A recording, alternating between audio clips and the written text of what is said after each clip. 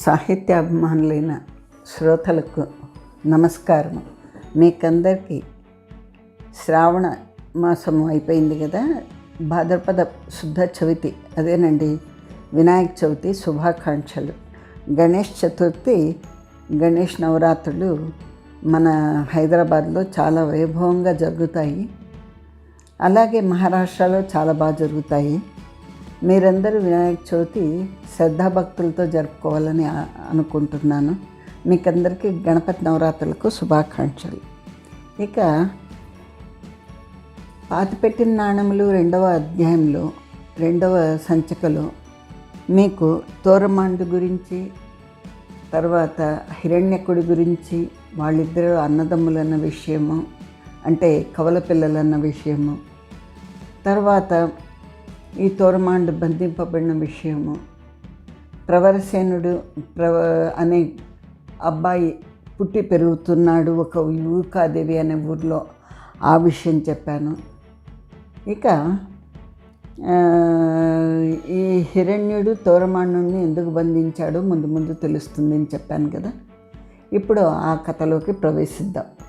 ఇప్పటి వరకు మీకు కథ ముఖ్యమైన పాత్రలు పరిచయం చేశాను. ఇక తర్వాత పోయిన అధ్యాయంలో జయేంద్రుడు తన చెల్లెల కోసము అన్వేషించడము, యూకాదేవికి వెళ్ళాలనుకోవడము కూడా తెలుసుకున్నాం. తర్వాత ఏం జరిగింది చూద్దాం. ఇక కథలోనికి ప్రవేశిద్దామా. ఈ పాతపెట్టిన నాణెములు నవలలోని తృతీయ అధ్యాయం మొదలైంది. తృతీయ అధ్యాయంలోని మొదటి భాగం నేను మీకు వినిపిస్తున్నాను, ఇప్పుడు వినండి. తోరమాండు తన 2 సేవకులతోనూ 10 మంది సైనికులతోనూ కొన్ని విషయములు చెప్పవాలని సేవకులతో చెప్పాడు. వారందరినీ ఒప్పించి తాను పారిపోనని, ఆత్మహత్య చేసుకోండి అవసరం తనకు లేదని, నిజంగా తాను ఎదిరించించో ఆ 12 మంది తనకు చాలరని, తాను వేరే ప్రయోజనం వల్ల ఆ బంధనమునకు అంటే ఆ ఖైదుకు అంగీకరించినానని, తాను ఇప్పుడు ఎక్కడ ఉన్నాడో, ఆ స్థలం ఎక్కడ ఉందో తనకే తెలుసు కానీ ఆ 12 మందిలో ఎవరికి తెలియదని, తాను వారిలో ఒకడిని బయటికి సులభంగా పంపించగలనని, ఈరోజు పంపించాలని అనుకుంటున్నానని, తనకు దాంతో సాధించవలసిన ప్రయోజనం కలుగుటకు నేడు కాలం సమీపించిందని, ఆ 12 మందిని తానొక్కడు సులభంగా నిర్జింపగలడని, అంటే ఓడించగలడని, వారికి ఆ విషయం వారికి ఆశ్చర్యం కలిగించనక్కర్లేదని అన్నాడు. అలాగే పూర్వము 1000 మంది దార్ద సైన్యంను తాను ఒక్కడు నిర్జించిన మాట, అంటే చంపిన మాట వారికి తెలుసు అని, అప్పుడు తన గుర్రం మీద ఇనుప కవచం ఉంది, తాను ఇనప తీగల అంగి ధరించాడు, శిరస్థానం హెల్మెట్ ఉంది, ఖడ్గము రాజఖడ్గము అది 4 పుట్ల ఇనుముతో చేయబడింది, దాని వాదర అప్రఖ్యాతము, అంటే చాలా దాని అంచు చాలా షార్ప్ అన్నమాట, అప్రఖ్యాతం, ఒక్క వేటితో ఏనుగు కుంభస్థలమైన ఛేదింపవచ్చు మొదలైన సామాగ్రి ఉన్నది కనుక 1000 మంది దారుదులను గెలిచితివి. నేడు నీకు కవచం లేదు, శిరస్థానం లేదు, చేతిలో ఆ ఖడ్గం లేదు, నీవు నేడు మమ్మల్ని గెలవలేవు అని మీరు అనుకుంటారేమో. మీరు మొత్తం మీద 12 మంది. ఈ సేవకులిద్దరూ నా అంతటి బలశాలురు, కలియబడించో నన్ను బంధింపగలరు మొదలైన ఊహ వారికి ఉండక్కర్లేదు. తన అన్నగారు ప్రస్తుతము మహారాజును అయిన హిరణ్యుడు తనని ఇక్కడికి పంపేటప్పుడే ఈ విషయంలన్నీ తనకు తెలిసియే పంపించాడని పరిపరి విధముల వారికి నచ్చజెప్పాడు. మళ్ళీ ఇలా అన్నాడు, ఇదంతా మీకు ఎందుకు చెప్తుంటానంటే, నేను చెరసాలలో ఉండేటి దినములు పూర్తిగా అయిపోయినాయి. ఈ కాశ్మీర రాజ్యము నిజంగా గోర్నందునితో ఆరంభించింది. అంతకు మునుపు కొందరు రాజులు ఉండేవాళ్ళు, వారి పేర్లు తెలియవు. మొదటి గోనంద వంశము 2268 ఏండ్లు రాజ్యం చేసిన, అంటే 2268 ఏండ్లు రాజ్యం చేసింది. భారత యుద్ధం తర్వాత 1894 సంవత్సరంల వరకు మొదటి గోనంద వంశీయులు రాజ్యం చేసిరి. వారిలో 2 గోనందులు కలరు. వారిలో చివరి రాజు పేరు అభిమన్యుడు. అతని తర్వాత మరొక గోనందుడు రాజ్యంలోకి వచ్చాడు. ఆయన గొప్ప కవి. ఆయన బౌద్ధ మతస్థుడయ్యాడు. అతడు 3వ గోనందుడు. ఈ శ్రీనగరంను నిర్మించింది అతడే.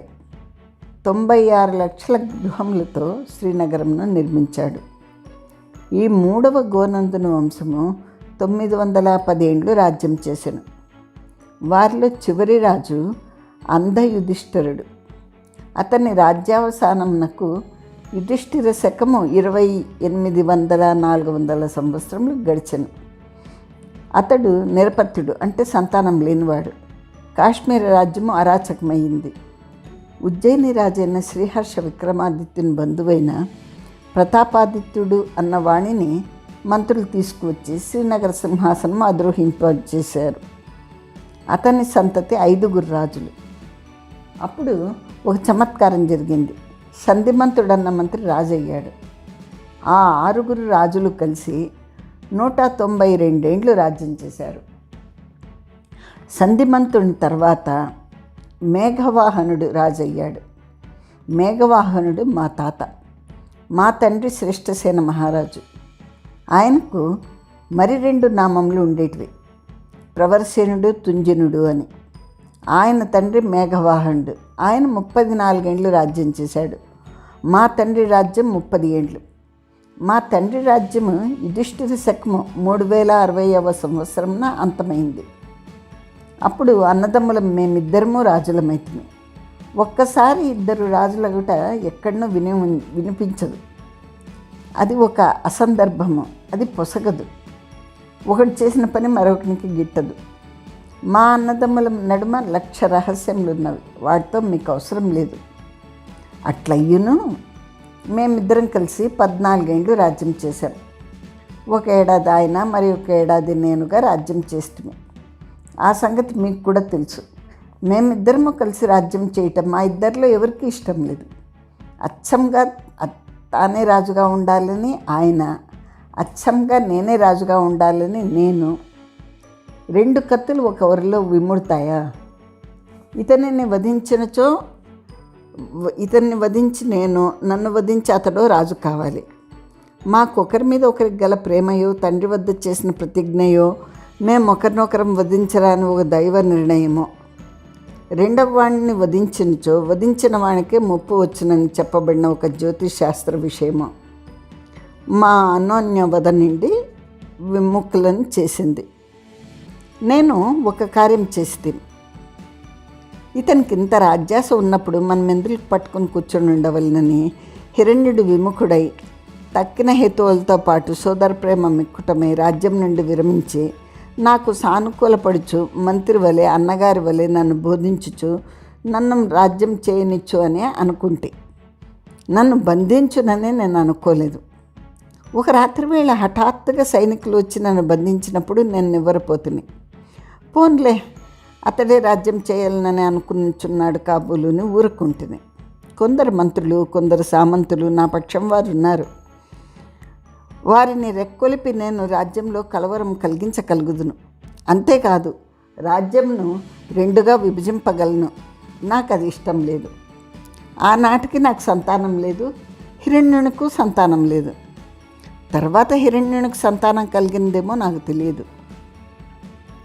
మా ఇద్దరిలో ఒకరికే పురుష సంతానం కలుగును. వాడు కాశ్మీర రాజ్యమునకు రాజగును. అతడు చక్రవర్తి అగును. అతడు 60 ఏండ్లు రాజ్యం చేయును. భవిష్యత్తులో అట్టి గొప్ప స్థితి రాసుండగా నేను రాజ్యంను విభక్తం చేయటం న్యాయం కాదు కదా.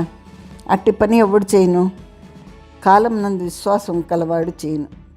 తాత్కాలిక భోగములందు వ్యామోహం కలవాడు చేయను. అనంత కాలాకృతి అయిన భగవంతుని తత్వం తెలియనివాడు చేయను. నేనంతటి అవివేకిని కాను. ఇప్పుడు నా చెర 15 ఏండ్లయింది. ఇంకా ఏడాది కంటే నాకు చెర లేదు. ఇది యుధిష్ఠిర శకము 3089వ సంవత్సరం. ఇంకా 1 ఏడాదిలో రాజ్యం నందు మార్పు రాబోచున్నది. ఇప్పుడు నాకు బయట జరుగుతున్న పరిస్థితులు తెలుసుకోవాల్సిన అవసరం పట్టింది.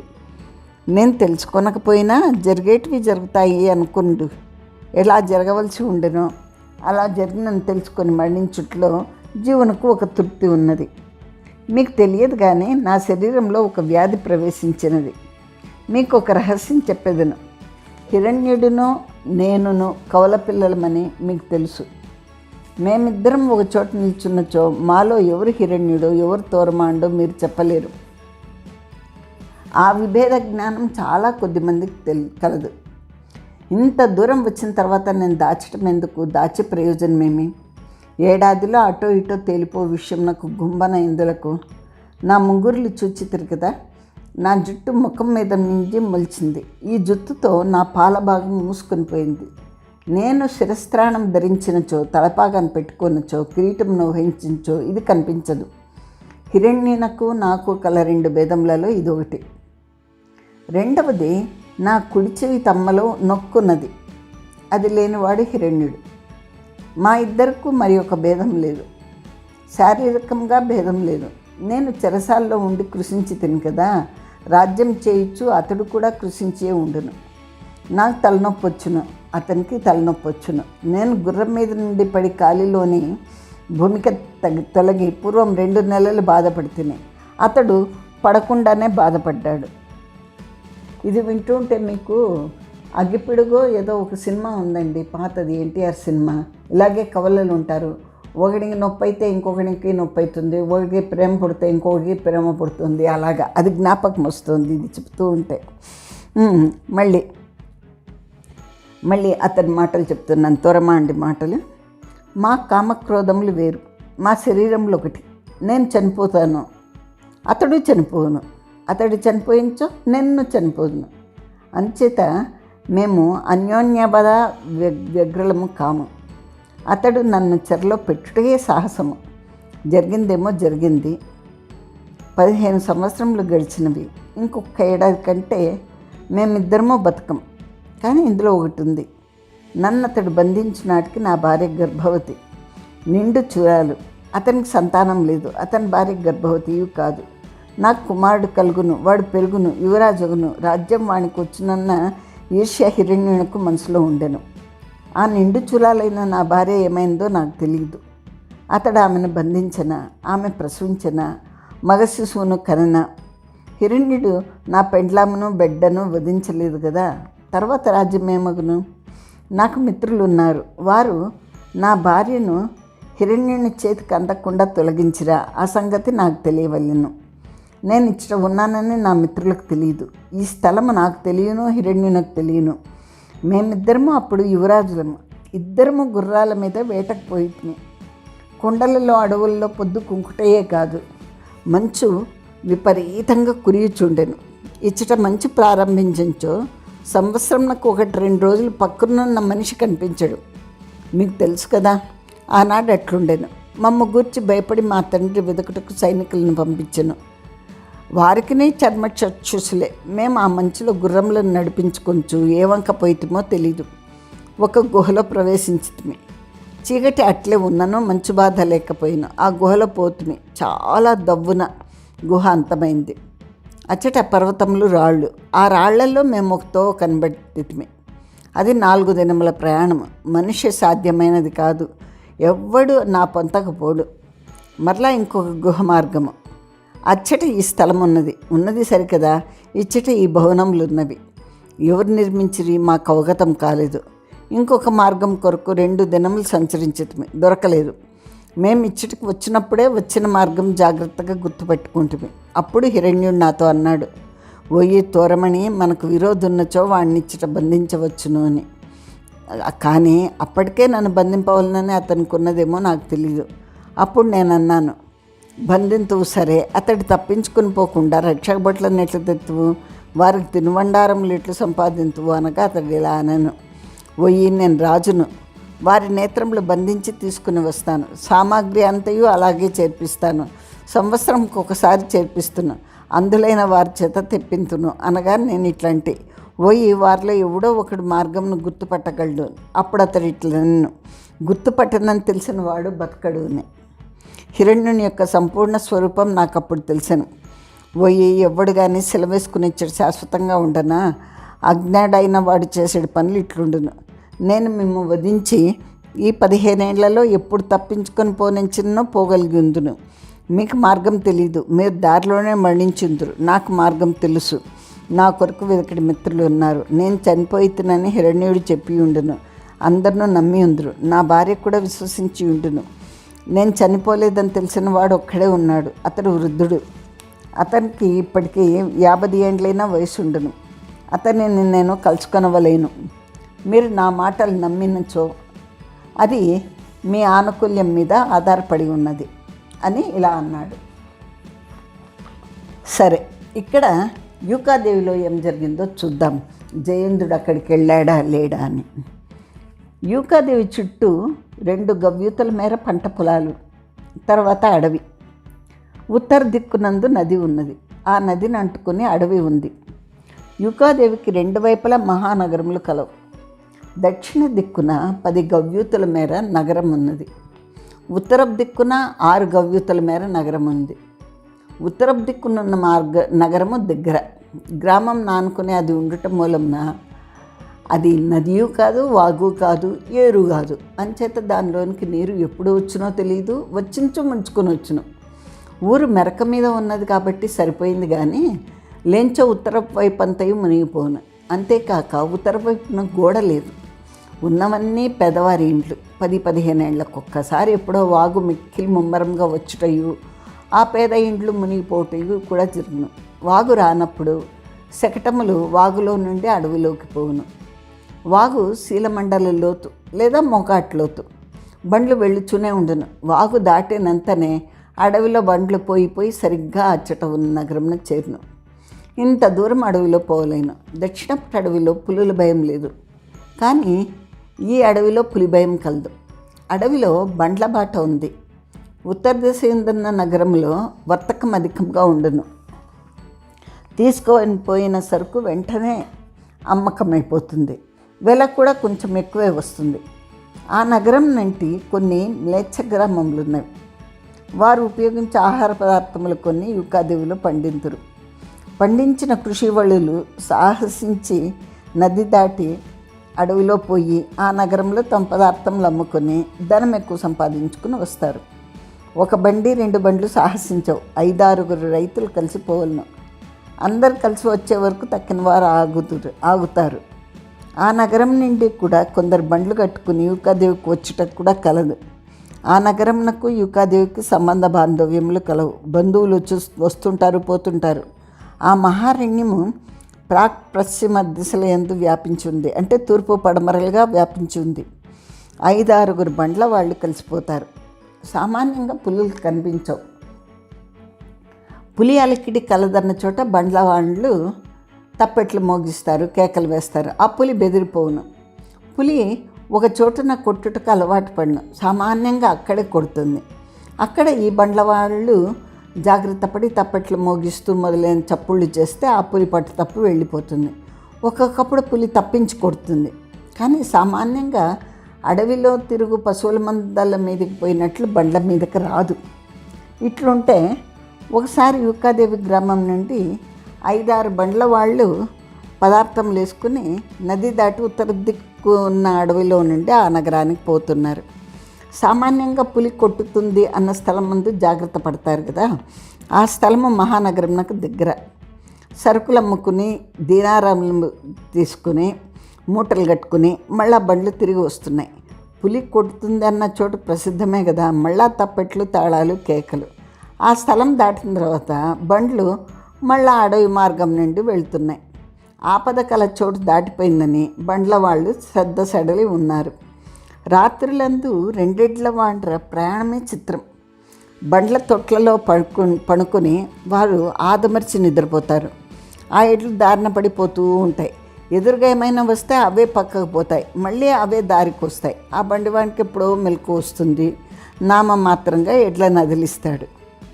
పులికొట్టి చోటు బండ్ల వాళ్ళందరికీ తెలియడం చేత ప్రతివారం కేకలు వేయడం చేత దాన్ని కొట్టుడు సాధ్యం కాక కొన్నాళ్ళు నిరాహారమై చోటు తప్పించి కొట్టవలసిన అవసరం బట్టి ఆ బండ్ల అడవిలో చాలా దూరం సాగిన తర్వాత వారు అనుకోని చోట పులి కొట్టింది. ఎట్లా కొట్టిందంటే 6 బండ్లు వరుసగా పోతూ ఉంటే ముందర 5 బండ్లకు వెనక పోవచ్చున్న 6వ బండి కొంచెం దూరమైంది. ఆ వెనక బండిని కొట్టింది. ఎద్దు మీద ముందరి కాళ్ళ నుంచి బండివాడిని పట్టుకుంది. పులి సామాన్యంగా మానవుని కొట్టదు. అది మనుషులను తినటకు అలవాటైన పులి కావలేను, అంటే మేనీటర్. తొట్టెలో పండుకున్నవాడు మనిషి అని అనుకోలేదు. ఆవు దూడ ఏదో అనుకునిందో కాబోలు. బండికి కట్టిన ఎద్దును కొట్టితే దాన్ని లాక్కొని పోవటం కష్టం. వంచవలేను, లాగవలేను, పీకవలేను. అది ఏం జరిగిందో తెలీదు. పులి బండివాడిని వేసుకుని పోయింది. ఎడ్లు బెదిరి అడవిలోకి బండిని లాక్కోపోయాయి. ఏ ఎద్దు మీద పులి కాలు వేసిందో ఆ ఎద్దు వీపంతా రక్తమైంది. తక్కిన బండ్లు అడవిలో చాలా దూరం పోయి మెలకు వచ్చిన తర్వాత ఒకరినొకరు పిలుచుకుంటూ చివరి బండి లేదని తెలిసి దాన్ని వెతుక్కుంటూ పోయారు. అడవిలో పెడగా ఉన్న బండి కాడి కిందకు వేసి పల్పు మెడకు బిగించుకుని పెడ తిరిగి నెత్తురు ముద్దగా ఉన్న ఎద్దును చూశారు.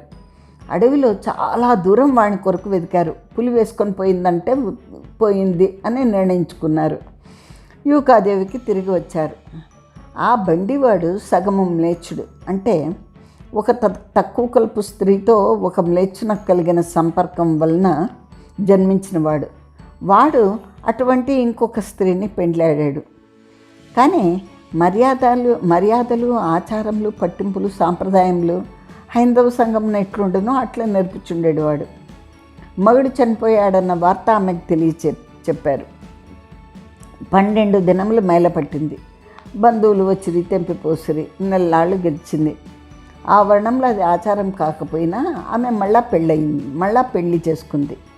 మొదటి భర్తకు 2 సంతానం కలరు. ఇట్లుంటే వాడిని పులి వేసుకోపోయింది. దానికి 10 దినములుగా ఆహారం లేదు. ఇప్పుడు ఆహారం దొరికింది. ఆహారం కంటే దప్పిక దానికి ఎక్కువ అవసరమైంది. వీడు చనిపోయినాడని నిశ్చయం చేసుకుని ఆ పులి అడవిలో దప్పికి తెచ్చుకుంటాక బయలుదేరింది. అది మంచి మంచుకాలం. నదులు కూడా బిగిసి ఉన్నాయి. జలం లభించట్లేదు. మంచుగడ్డలను నాలుకతో నాకవలసిన స్థితిలో ఉంది. చిన్ని నీటి పడే కొరకు పులి చాలా దూరం వెళ్లాల్సి వచ్చింది. ఈ లోపుగా వీడికి స్మృతి వచ్చింది. సామాన్యంగా పులి మెడ నరములను ఖండిస్తుంది. తొట్టెలో ఉన్న వాడిని కొట్టుడు చేత వానికి భుజాదేశం నందు పట్టుకొని తీసుకొని పోయింది. ఆయుర్దాయం ఉంటే అన్నీ కలిసి వస్తాయని వాడు కొద్ది రాశిలో కుంభకర్ణుడు. అలా పులి భుజం నందు కానీ నడుమునందు కానీ మనుషులను పట్టుకొని తీసుకొని పోయినప్పుడు వాడు కేకలేస్తాడు, కాలు చేతులు ఆడిస్తాడు. పులికి విసిగెత్తి వాడిని నేల ఎందు పెట్టి మెడ కొరికి చంపుతుంది. అప్పుడు తీసుకొని పోతుంది. కానీ వీడిని పులి ఇలా తీసుకొని పోతుంటే మొద్దులాగా అలాగే ఉండిపోయాడు. కొంచెం దూరానికి వానికి అర్థమైంది పులి తనను తీసుకోబోతుందని తెలిసింది. వాడు మెదలకు ఉన్నాడు. ఇప్పుడు పులి దూరం పోయిందని తెలిసి వచ్చుటకు ఆలస్యమవుతుందని తెలుసుకుని నెమ్మదిగా లేచి ఒక మహావృక్షమును చూచి తన ఒంటి చేత్తో కష్టపడి పైకి ఎగబాకాడు. అది బాగా చాలా పెద్ద చెట్టు. 15 అడుగుల పైన పులి దూకలేదు. అట్టి చెట్టు వెదికి వాడు దాగి ఉన్నాడు. తెల్లారి పులి వచ్చింది. దొరికిన ఆహారము కనిపించలేదు. వాసన పట్టి చెట్టు వద్దకు పోయింది. చెట్టు మీద వాడు ఉన్నాడని తెలుసు. గర్జిస్తుంది, ఎగురుతుంది. వాడు భయపడి కింద పడాలి. వాడట్టి వాడైతే ఇంత దూరం రానే రాడు. పెద్ద పులులు కొన్ని కోతుల్ని ఇట్లా బెదిరించి చంపుతాయి. పులికి అందనంత మేరలో కోతులు చిటారు కొమ్మల ఎందు ఉంటాయి. అచ్చట ఉన్నంతసేపు వానికి ప్రాణభయం లేదు. కానీ ఈ పులి ఎగిరి గర్జించి పెద్ద హంగామా చేస్తే అవి భయపడి ఇంకో చెట్టు మీదకి దూకటకు ప్రయత్నిస్తాయి. వాటిలో ఏదో ఒకటి కింద పడతాయి. పులి దాన్ని మింగేస్తుంది. అట్లా వీణ్ణి చేయాలని పులి ఊహ. వాడు కదలలేదు, మెదలలేదు. సుమారు 20 గంటలు పులి కాచుకొని వాడి సన్నలు లేక వాడి చెట్టు మీద లేడని నిర్ణయించుకుని తిరిగి వెళ్ళిపోయింది. తర్వాత కొన్ని గంటలకు ఇంకా పులి రాదు అని నిర్ణయించుకుని వీడు చెట్టు దిగి ఒక బోయ పల్లెకి పోయాడు. అప్పటికి 3 నాళ్ళు అయింది. వాడి నెత్తురు కారినంత కారి మిగతాది గడ్డగట్టింది. ఆ కోయవాళ్లకు వాడి ఒంట్లో ప్రాణం ఉండటమే ఆశ్చర్యమైంది. వాడు బతుకుతాడు అనే దానికి 1 నెల రోజులు పట్టింది. బతుకుటకు మళ్ళా 1 నెల పట్టింది. వాడు యూకాదేవికి చేరుటకు మరి ఇంకొక నెల పట్టింది. ఇంటికొక అర్ధరాత్రి చేరుట తటస్థించింది. మొదట వాడు దయ్యం అనుకున్నారు. తెల్లారిన తర్వాత బతికి వచ్చినాడని తెలిసింది. అంతటా వాని భార్య ఎవని భార్య అన్న ప్రశ్న పుట్టింది. వీడు తన భార్య అంటాడు, వాడు తన భార్య అంటాడు. ఈ అభియోగము గ్రామం పెద్దల వరకు వచ్చింది. ఎవ్వరినో నిర్ణయింపలేకున్నారు. తన దేవాలయ ధర్మకర్తృత్వ నిర్ణయ విషయంన తన తొమలపాకు తోటల మీద అధికార నిర్ణయం కోసం మరియు అంజనాదేవి ఆ గ్రామం ఉందనేమో అని తెలుసుకొంటకు జయేంద్రుడు ఆనాడు ఆ గ్రామానికి వచ్చాడు. తన వ్యవహారాలు చూసుకున్నాడు. మరి ఇంకా 2 దినాలు ఉండవలసి వచ్చేటట్టు ఉంది. ఇంతలో ఊరి పెద్దలు జయేంద్రుని పిలిచి ఈ అభియోగము చెప్పారు. అతనికి ఏమీ పాలుపోలేదు. కొంతసేపు జరిగిన తర్వాత ఒక అతను ఇలా అన్నాడు. అతని పేరు నీలరాజ శర్మ. అతడు దక్షిణ దిశా నగరంలో ఒక ఉద్యోగి. అతని స్వగ్రామం యూకాదేవి. అతడు అప్పుడప్పుడు స్వగ్రామంకు వచ్చుచుండెను. అతనికి ప్రవర్సేనంతో తెలిమి కలదు. అతడు ఇలా అన్నాడు. ఇట్టి గడ్డు సమస్య పరిష్కరించుటకు ప్రవర్సేనుడు ఒక్కడే సమర్థుడు. అందరూ ప్రవర్సేనుడిని పిలిపించండి అన్నారు. ప్రవర్సేనుడు ఎవరుని జయేంద్రుడు అడిగాడు. ఒక కుమ్మరి వాండ్ర పిల్లవాడని వారు చెప్పారు. ప్రవర్సేన జయాపీడులు వచ్చారు. జయేంద్రుడు ప్రవర్సేనుని నివ్వెరపోయి చూశాడు. జయేంద్రుడు హిరణ్య తోరమానులను చూసి 20 ఏండ్లు దాటింది. వీడెవ్వడు సరిగ్గా తోరమాణం వలె ఉన్నాడు. చెవినొక్కు లేదు కానీ ఉన్నచో తోరమాండే. ముంగురులు ముఖం మీద నుండి పుట్టట్లేదు. అచ్చంగా హిరణ్యుని వలె ఉన్నారు. జయేంద్రుడు నివ్వెరపోయి చూస్తున్నాడు. ఊరి పెద్దలు ప్రవర్సేనుడితో ఈ అభియోగం గురించి చెప్పుటకు లజ్జపడుతుండగా నీలరాజ శర్మ అభియోగమును ప్రవర్సేనునికి నివేదించాడు. ప్రవర్సేనుడు భర్తలనిద్దరినూ భార్యను కొన్ని ప్రశ్నలు అడిగాడు. వారి సంగతి అంతా తెలుసుకున్నాడు. చివరికి ఇలా అన్నాడు. మొదటి భర్త మ్లేచ్ఛ జన్ముడు. ఈ స్త్రీ మిశ్ర జన్మ కలది. వారిద్దరికి పెండి సరిపోయింది. వారి యందు మన ధర్మశాస్త్రములు కానీ వైదిక సంప్రదాయములు కానీ మన సంఘాచారములు కానీ పట్టవు. ఈ రెండవ భర్త కులం చెడనివాడు. ఈమె అతని కులంది కాదు. అంచేత భార్య కాదు, ఉంపుడు కత్తె కావచ్చు. ఇతనితో ఉన్న స్త్రీని స్వీకరించుటకు మొదటి భర్తకు అభ్యంతరం లేదు. నేను రెండవ భర్తతోనే ఉందునన్న నియమము ఈ స్త్రీకి లేదు. అతడు చనిపోయాడు అనుకున్నది కనుక వీడిని స్వీకరించింది. ఆమెకి ఇద్దరిలో ఎవరైనా ఒకటే. స్త్రీ పురుష విభేదమును దాటి కులము, సాంప్రదాయము, ఆచారము, ధర్మము, ఏకపురుష లగ్న వ్రతము మొదలైనవి కలచోట వివాహముండును. తక్కిన చోట వివాహము, పెండ్లి అన్న శబ్దములు ఔపచారికములు. మరియు ఈమె ఈ రెండవ వాణిని వరించి చేసుకోలేదు. బతికి ఉన్నప్పుడు చుట్టెట్టిదో లైంగిక వృత్తి అట్టదిగా భావించి జనులందు ధర్మం లేదు, ఆచారం లేదు. ఈమె మొదటివానికే భార్య. అందరూ సంతోషించిరి. పులివాత పడి బతికిన వాడిని తన భార్యను తాను తీసుకొని పొమ్మన్రి. జయేంద్రుడు ప్రవర్సేనుని గురించి 10 ప్రశ్నలు వేశాడు. చివరికి జయేంద్రుడు ప్రవర్సేనుని తల్లిని పోయి చూడవలేనని నిర్ణయింపబడిన. తన తల్లికి కోప్పడినేమో ఆమె పరపురుష దర్శనం చేయదు, ఎట్లయినా నేమి వారు వీరు చెప్పగా జయేంద్రుడు ప్రవర్సేనుని తల్లిని చూచుడు సంభవించను. అంజనా అన్నా అనింది. అన్నా చెల్లెండ్ల ఇద్దరి కండ్ల నుండి కుంభవర్షం కురిచుండెను. ఇలాగా మొత్తానికి జయేంద్రుడు తన చెల్లెల్ని కలుసుకోగలిగాడు యూకాదేవిలో. ఇంకా అసలుకు ఎందుకు బంధించాడు తోరమాండుని హిరణ్యుడు అనేది వస్తుంది ఇప్పుడు. తోరమాణ హిరణ్యులు కలిసి రాజ్యం చేస్తుంటే తోరమాణుని ఎలా బంధించవలనని హిరణ్యుడు ఊహించుచున్న దినములలో అతన్ని బంధించుటకు హేతు అంటే ఒక కారణం, సాకు దొరికింది. తోరమాండు కల్పించాడది. తోరమాణుని బంధన దినములు సమీపించుచున్నవని ప్రవరేశుడు లెక్కగట్టాడు. శ్రేష్ఠసేనుడు చనిపోయిన తర్వాత కోటలో ప్రవరేశుని మర్యాద తగ్గలేదు. ప్రవరేశుడు తోరమాణునికి దగ్గరవాడు, ఒక విధంగా గురువు. ప్రవరేశుని వద్ద జ్యోతిష్యం చదివినవాడు. శ్రేష్ఠసేనునికి ప్రవరేశుడనగా ఎలా ఉండేదో తోరమాణునికి అలాగే ఉండేది. హిరణ్యునకు ప్రవరేశుని మీద అంతటి ఆధారం లేదు సరికదా కొంత నిరాధారము ఉండేది. కాశ్మీర రాజ్యము ఎప్పుడూ 2 విధముల సైన్యముల మీద ఆధారపడి ఉండేది. మొదటివారు దారుదులు, వారు అటవికులు. వారి బలము నిశ్చయం కాదు. ఒకప్పుడు రాజ్యానికి అనుకూలంగా ఉంటారు, ఒకప్పుడు వ్యతిరేకంగా ఉంటారు. కాశ్మీర్ దేశము కొండలతో నిండి ఉంటుంది. దూరపు కొండల్లో ఉన్న దుర్గాధిపతులు వీలు కొద్దీ ప్రవర్తించేవారు. రాజు సమర్థుడైతే వారు కప్పములు కట్టేవాళ్ళు, సమర్థుడు కాకుంటే స్వతంత్రుల వలె వ్యవహరించేవారు. కాశ్మీర్ రాజ్య చరిత్ర ఎంత చూసినా దూరం నందున్న పర్వత దుర్గాధిపతులతో యుద్ధములతోనే నిండి ఉంటుంది. ఆ దేశమంతయు నదులతో నిండి ఉంది. పూర్వం ఎప్పుడూ వరదలే. నదులు పొంగి వరద జలంతో కొన్ని ప్రదేశములు కొన్ని నెలల వరకు నిండి ఉంటాయి. అప్పుడు రాజ్య సైన్యము విద్రోహ సైన్యంను తాకుటకే వీల్లేదు. దూరస్థ పర్వత దుర్గాధిపతులతో కొందరు ఎప్పుడూ సేనాధిపతులుగా ఉండేవారు. వారి బలము దారద సైన్యం. రెండవ దాని పేరు తంత్రి. తంత్రి అంటే పదాతులైన మహాసేన యొక్క పెద్ద సంస్థ. ఆ సేనాపతులు ఒక సంఘం, ఆ సంఘాధిపతులు దాని కార్యదర్శులు, ఆ సంస్థ ఇందలి చిన్న చిన్న ఉద్యోగులు, అది ఒక సభ. ఈ తంత్రి ఏ రాజునికి అనుకూలంగా ఉంటే ఆ రాజు బలవంతుడు. మహాసేనాధిపతి తంత్రిని తనకు అనుకూలంగా చేసుకోవాలి. ఈ సభాధిపతియు సేనాధిపతులు రాజుకు అండ. హిరణ్యుని యొక్క బలం. వారు అతని వైపున ఉండేవారు. ఏ దుర్గంను చేరుటకు నదులు అడ్డమో కొండలు అడ్డమో ఆ దుర్గాధిపతులు సామాన్యంగా బలవంతులుగా పరిగణింపబడేవారు. వారికి దారదుల సైన్యం ఎక్కువ.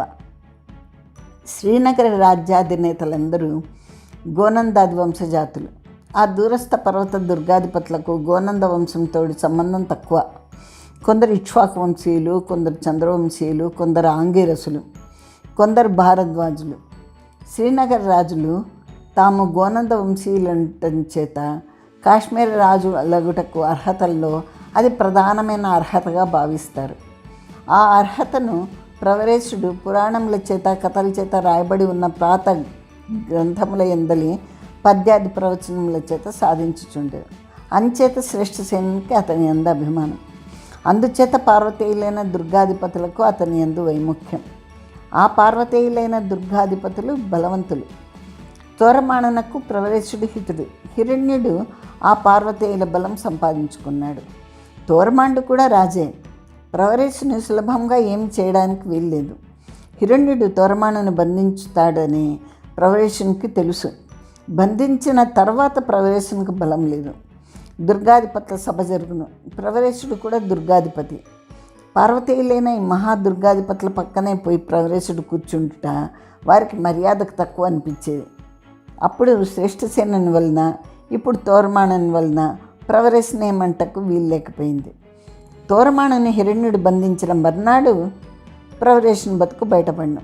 ప్రవరేశుడు లెక్కలు చూశాడు. బంధన దినముల దగ్గరకు వస్తున్నాయి. ప్రవరేశునికి అప్పటికే 60 ఏండ్లు దాటింది. ఈ చివరి దినములలో తన బతికేం కావాలి?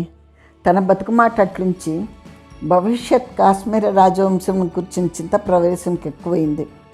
హిరణ్యునికి మెత్తని పేగు లేదు.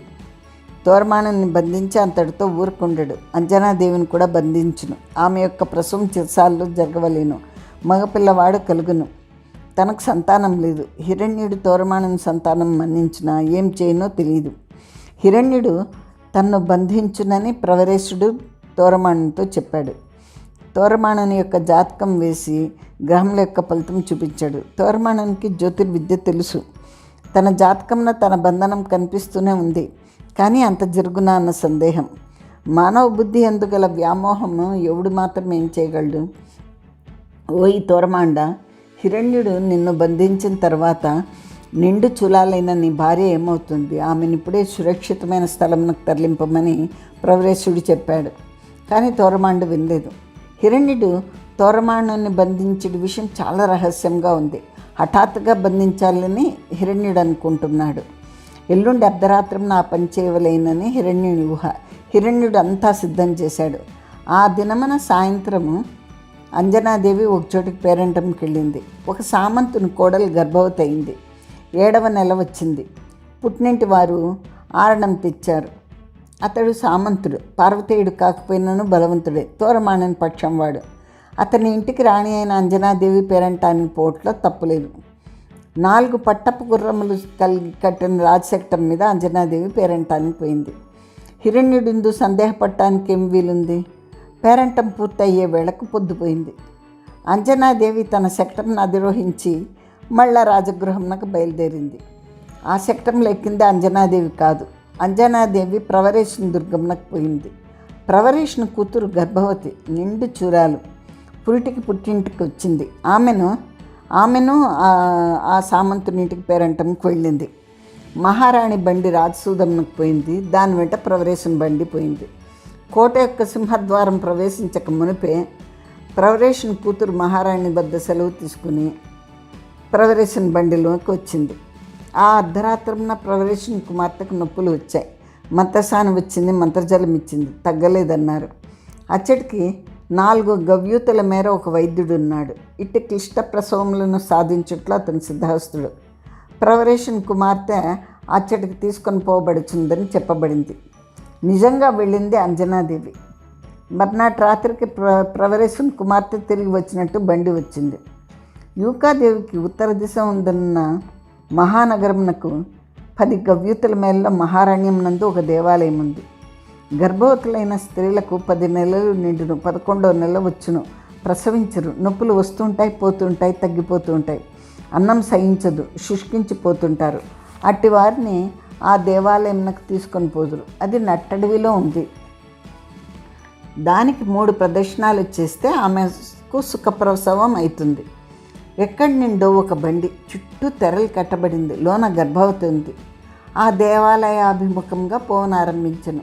ప్రతిదినము అచ్చడికి తక్కువ లేకుండా 10 బండ్లు పోతుంటాయి. ఆ బండ్ల వరుసలో ఈ బండి చేరింది. ఎప్పుడు చేరిందో, ఎచ్చటి నుండి వచ్చిందో ఎవరికీ తెలియదు.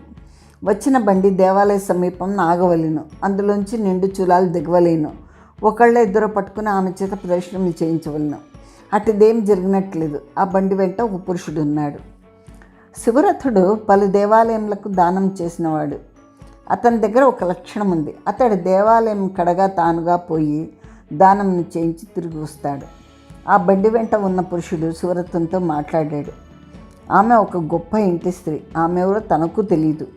ఆ బండిని ఇచ్చటికి తోలుకొచ్చి ఇచ్చటికి ఎవరైనా ఉదారుడు వస్తే ఆమె పబ్బం కడుబుటకు అంగీకరిస్తే వానికి అప్పజెప్పమని, ఈమె తనకు అప్పజెప్పబడిందని అతడు చెప్పాడు.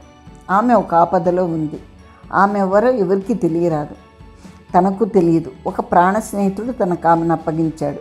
ఆ ప్రాణ స్నేహితునకు తెలియదట. ఈ రీతిగా అంజనాదేవి శివరథుని ఇంటికి చేరింది.